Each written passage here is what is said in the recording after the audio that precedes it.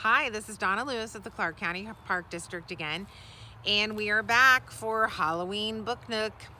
This was an unscheduled program today because it is Bat Week. It's International Bat Week. Bats are super important to the environment. I brought one here with me if I can find it. Oh, this is a fruit bat. We don't have fruit bats in Ohio. There are about 200 different species of fruit bats. These type of bats usually eat fruits or nectar from plants. So a fruit bat will just chomp the whole fruit down a lot of times, and as it flies through the forest, like down in South America, it will deposit seeds as it flies and help grow more plants. Well, today we're going to read an imaginary book about a fruit bat. Those are the most fun books, right? Fiction. So this is called Bats at the Library. I was going to read this earlier this month, but they were all checked out. It's a super cool book, and maybe more and more people are finding out about it. This is written and illustrated by Brian Lies. All right, so let's read it. This was donated to the New Carlisle Library by Maria Simon. It's very nice when people do that. So Bats at the Library.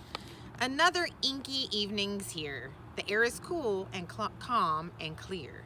We feasted, fluttered, swooped, and soared, and yet we're still a little bored. Oh, it's so boring, you know, they want to do something else.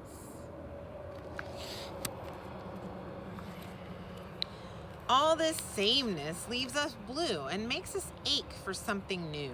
Then word spreads quickly from afar. A window has been left ajar. Can it be true? Oh, can it be? Yes, Bat Night at the library. So they find out there's a window open at the library. So guess what they're gonna do? Bat Night out. The sky is lively as we race together toward our favorite place. Eager wings beat autumn air. Look, that's it. We're almost there. So there's a big line of bats headed to the library. And there's the library. I'll have to ask Miss Maggie if she ever lets bats in the library. Probably not on purpose. Then squeezed together, wing to wing, we rocket through the opening. We've waited for this night all year, but this is it. So look, they're going in the windows of the library. Oh yeah, or the window. There's only one left open, but that's all it takes. At last, we're here. For most old bats, this isn't new. They've got lots of things to do. They'll flutter off and lose themselves among the books lined up on shelves. So who of you likes books? You can lose yourself in a book if it's a really good story. So some of the older bats, like this guy right here, he's gonna go and check out his favorite books. Other bats in munchy moods will study guides to fancy foods, or hang out by a lamp instead to talk about the books they've read.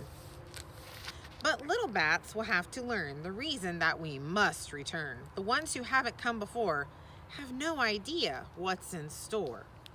So this bat has a moth book. I wonder why. Well, bats like to eat moths, right? So he's talking about the moth book, and then these guys are gathered around the light reading a book.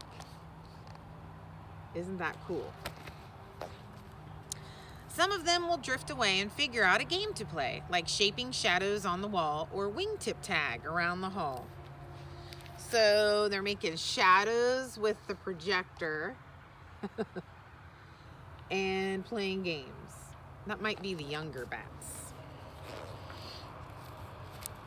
This big box is loads of fun, blasting brighter than the sun. Instead of copying books from shelves, we can duplicate ourselves.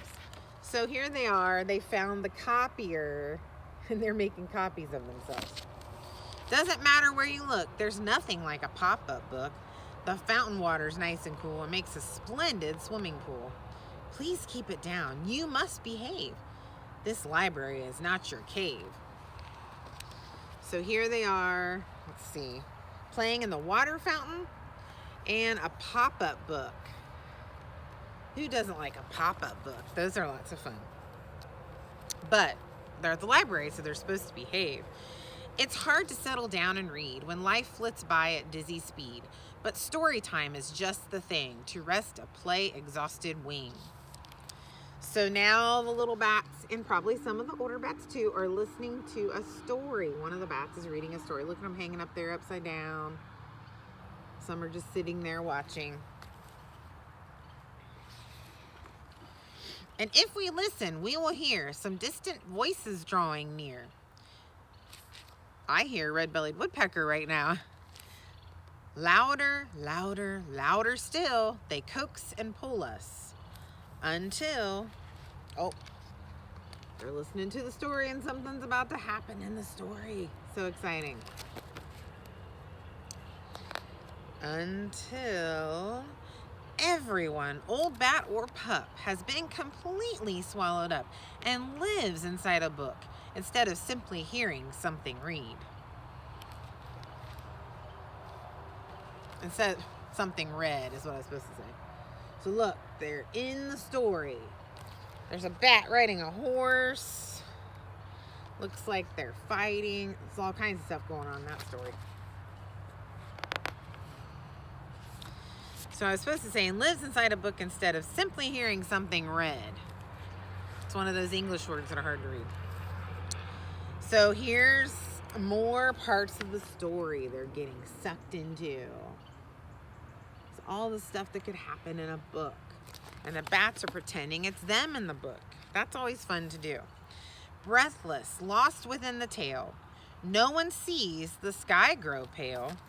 So they're lost in the book and they've got swords and their little Red Riding Hood and they're driving a car. They're doing all kinds of stuff. Uh-oh. It's not dark. It's not dark outside anymore. It's getting light. And bats are nocturnal.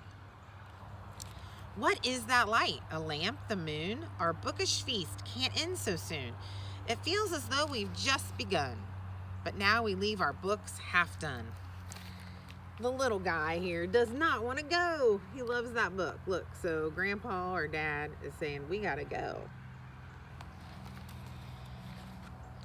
Through the window into sky, it's much too late. We've got to fly. But maybe a librarian will give us bats this chance again and leave a window open wide to let us share the world inside.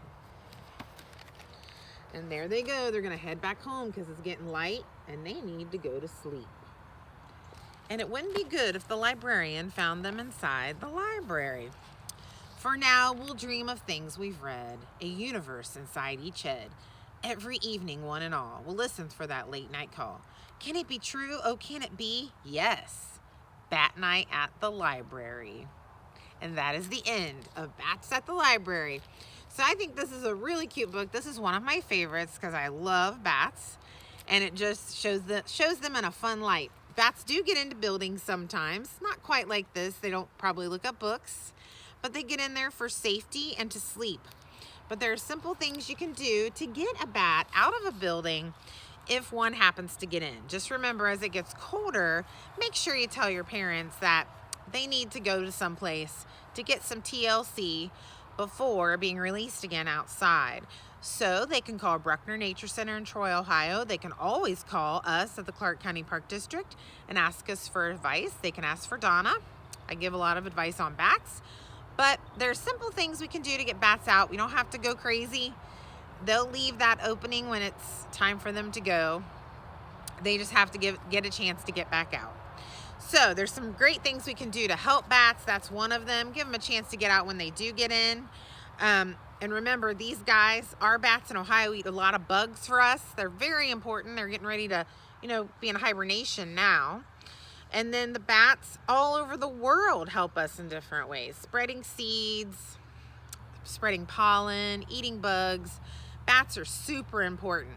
So remember that during Bat Week and all year long. Thanks a lot for joining me today for Halloween Book Nook and for Bat Week.